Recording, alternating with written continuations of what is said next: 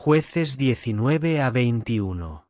Pero cuando estaban alegres, aquí los hombres de aquella ciudad, hombres malvados, rodearon la casa, llamando a la puerta.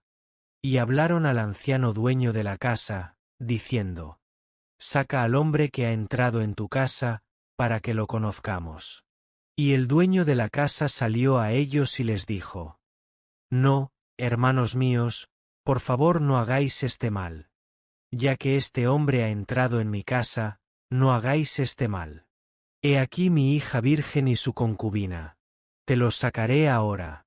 Humíllalos y haz con ellos lo que mejor te parezca, y no le hagas tal vileza a este hombre. Pero aquellos hombres no quisieron escucharlo. Entonces el hombre tomó a su concubina y la sacó. Y entraron en él, y abusaron de él toda la noche hasta la mañana, y salieron de él al amanecer.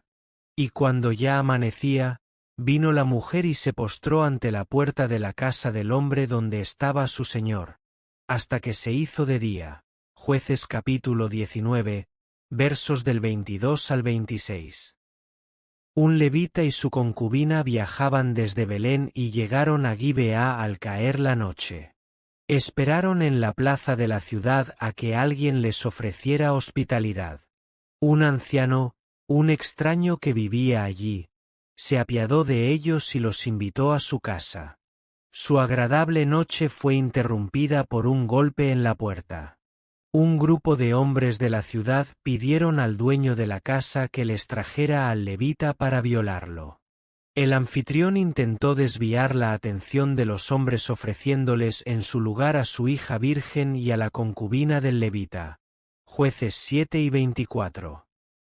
Los hombres continuaron exigiendo que sacaran al levita, quien finalmente agarró a su concubina y la arrojó a la calle, poniéndola en manos de la multitud. La violaron y abusaron de ella toda la noche, y por la mañana la dejaron ir. Se arrastró hasta la puerta de la casa y se desplomó allí uno. Por la mañana, cuando el levita se disponía a partir, su concubina yacía delante de la puerta. Él dijo: Levántate, vámonos. Jueces capítulo 19, verso 28. Pero no hubo respuesta. ¿Podría estar inconsciente? No, pero estás muerto.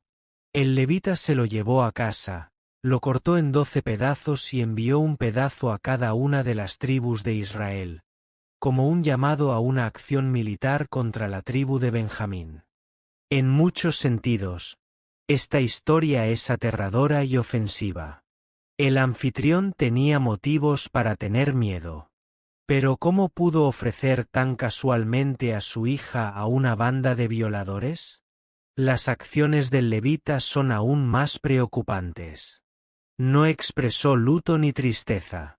Sus crueles palabras: levántate, vámonos, son algunas de las más impasibles e insensibles registradas en las Escrituras.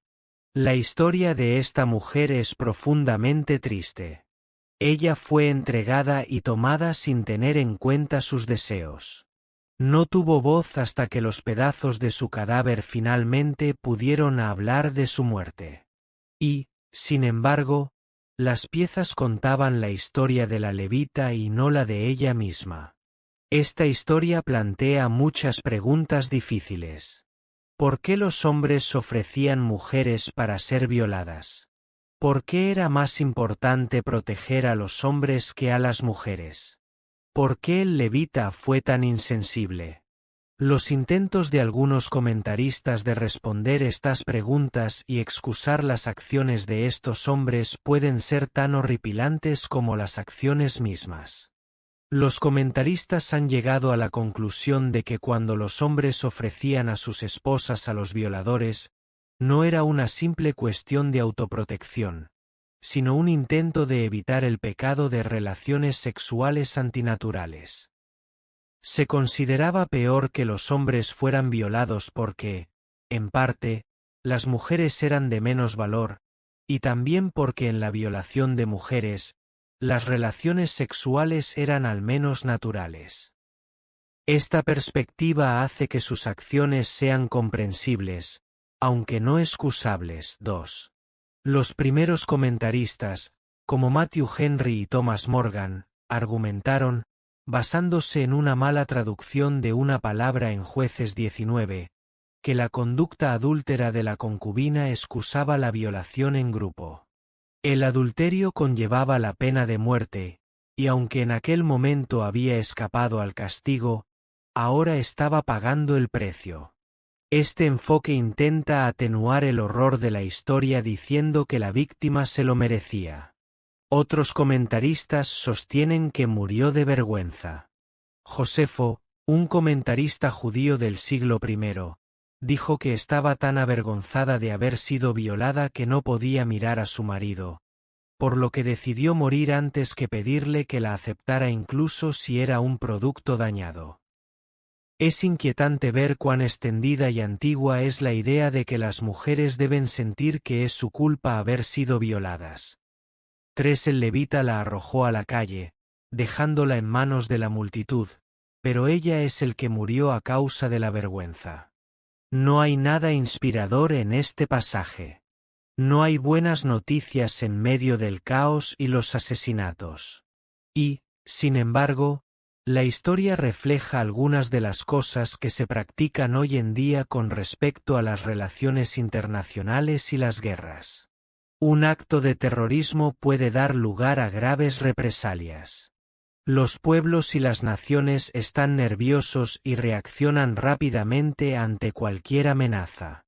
Se exige lealtad absoluta, y quienes cuestionan la legitimidad de una respuesta violenta a menudo son vistos como cobardes y antipatrióticos. Ella es llamada y nosotros somos llamados. Dios, ¿por qué hiciste esto? Los israelitas consultaron a Dios cuando les pareció apropiado, pero no hicieron la pregunta correcta. Preguntaron quién debería ser el primero en entrar a la batalla, en lugar de preguntar si debían luchar o no.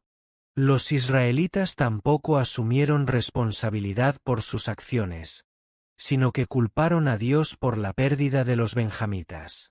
Quizás el aspecto más poderoso y relevante de este pasaje es que expone muy claramente tanto la inutilidad de la violencia como las formas en que las personas intentan excusar sus acciones afirmando que estaban haciendo la obra de Dios. Mujeres y niños.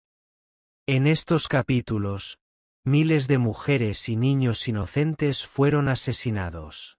De manera similar, los inocentes han estado cada vez más expuestos al peligro en las guerras durante los últimos 100 años. En la Segunda Guerra Mundial, millones de civiles murieron de hambre, o murieron en campos de concentración, o murieron cuando sus ciudades fueron bombardeadas. En las recientes guerras civiles de algunos países, se ha fomentado la violación y el asesinato de mujeres y niños como forma de aterrorizar y deshumanizar. Cuando una nación está dispuesta a infligir o permitir la violencia contra los más débiles, está demostrando una patente indiferencia hacia la vida humana. Acontecimientos similares siguen ocurriendo hoy. Compárese, por ejemplo, el secuestro de las 200 niñas en Nigeria con el secuestro de las niñas festivas del Libro de los Jueces. A menudo es difícil saber cómo responder cuando ocurre violencia en otra parte del mundo. Es posible que una comunidad religiosa no pueda resolver o prevenir estos problemas en el otro lado del mundo, pero sus miembros al menos podrían estar informados sobre ellos. Quizás tu respuesta solo pueda ser indignación, empatía, lamento y oración, pero estas acciones son mejores que el silencio y la ignorancia. Conclusion. Este pasaje es una historia horrenda de la maldad humana disfrazada de justa indignación e incluso compasión. Habla de la dolorosa verdad de los seres humanos que se comportan mal, que buscan venganza y que utilizan la crueldad para aterrorizar. Después de leer esta historia, una de mis alumnas escribió que deseaba que el pasaje hubiera terminado con, "y esto desagradó al Señor".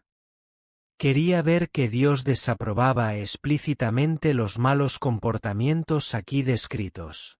Desafortunadamente, el disgusto de Dios no es algo específico. Aún así, el narrador al menos dejó claro que este tipo de violencia ridícula no era la forma en que debería vivir la comunidad.